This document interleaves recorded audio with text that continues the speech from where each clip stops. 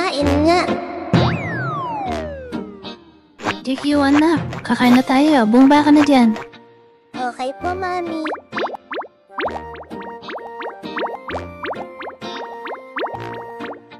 Wow, chicken.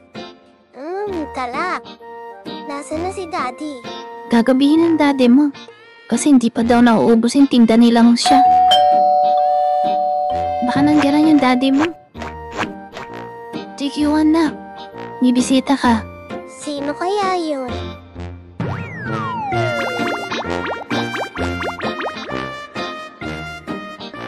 Hi JQ1, napadaan lang ako.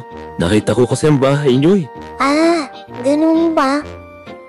Dito ko na kumain. Bago ka umuwi. Hindi na po, nakakaya naman. Dali na. Minsan lang naman to. Wag. Huwag mo tumlakin. Brad. Sige na nga po, minsan lang naman.